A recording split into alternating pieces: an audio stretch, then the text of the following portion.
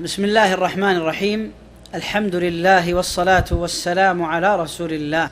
يقول الله تبارك وتعالى في محكم التنزيل: ألف لام ميم أحسب الناس أن يتركوا أن يقولوا آمنا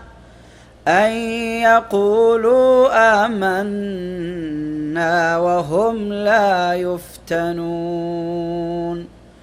ولقد فتنا الذين من قبلهم فليعلمن الله الذين صدقوا وليعلمن الكاذبين. هذه الدار دار الابتلاء، ولله جل وعلا في هذه الدار سنة ثابتة هي سنة الابتلاء، ولا بد أن نبتلى، لا بد أن تبتلى ولا بد أن تبتلين، عاجلا أم آجلا، ببلاء ظاهر بين، وإلا فالحياة كلها ابتلاء. ولذلك قال الناظم: طبعت على كدر وأنت تريدها صفوا من الأقدار والأكدار، ومكلف الأيام ضد طباعها متطلب في الماء جذوة نار. يستحيل في سنن الله عز وجل الكونية أن ترى هنالك جمرة حمراء في ماء إلا أن يشاء الله بقدرته. ولذلك فإن من سنة الله الكونية التي تقتضي عدم وجود الجمرة داخل كوب الماء المملوء بالماء، كذلك من سنة الله عز وجل هذا الابتلاء.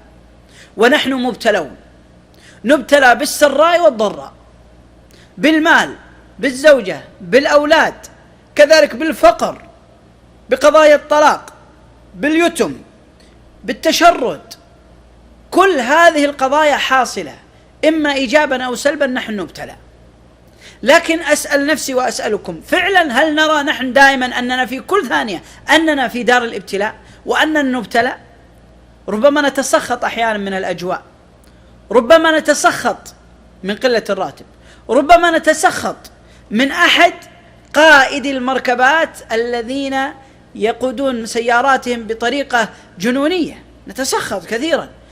هل عندنا شعور أننا في دار الابتلاء، وأن كل ما يحدث هو ابتلاء، وأننا نتعامل مع الابتلاءات كما تعامل النبي صلى الله عليه وآله وسلم معها؟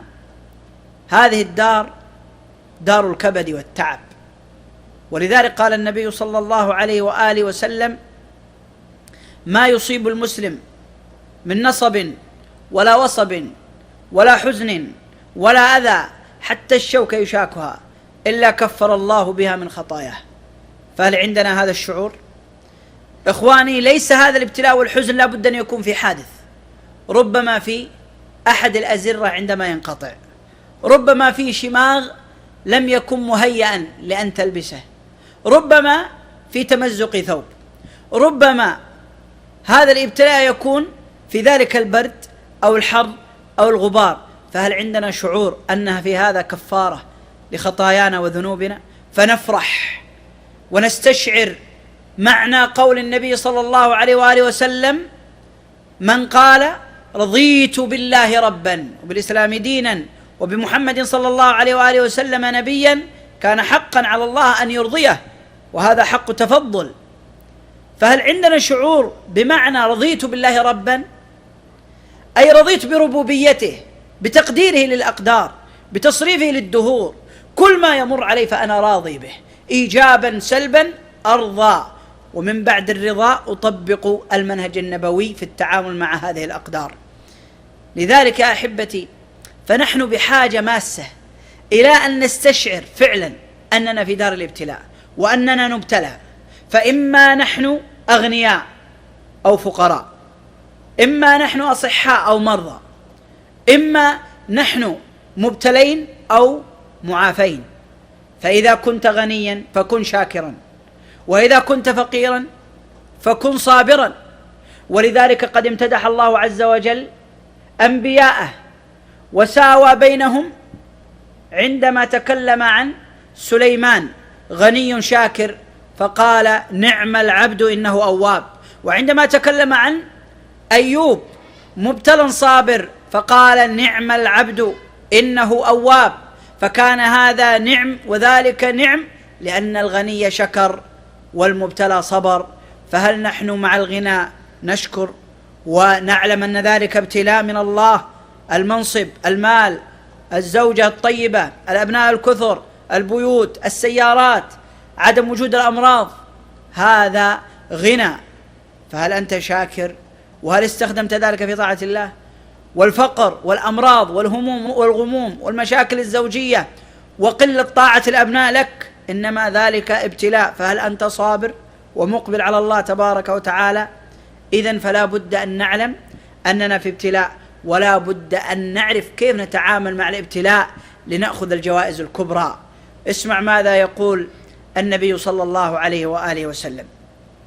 يقول عليه الصلاة والسلام: يتمنى أهل العافية في الدنيا لو أنهم قرضوا بالمقاريض يوم القيامة لما يرون من منزلة المبتلى عند الله. تذكر معي قول الله تبارك وتعالى: إنما يوفى الصابرون أجرهم بغير حساب. ألا تريد أيها الغني الشاكر والمبتلى الصابر أنك توفى أجورا لا عد ولا أحد يستطيع أن يعدها من البشر، من حسنات كالنهر الجاري، حسنات لا تنقطع؟ إذن فاعلم أنك دائما مبتلى، فكن شاكرا عندما تبتلى بالغنى والعطاء، وكن صابرا عندما تبتلى بالأخذ والحرمان، واعلم أن في بلاء الله خير، فأبشر وأمل واعلم أنك يوم مقبل على الله. فاستعد لذلك اللقاء بأن تجعل من الدنيا دار الممارسة الإيمانية للقاء الله عز وجل في جنة عرضها السماوات والأرض أعدت للمتقين. نسأل الله أن يجعلنا جميعا من أهلها.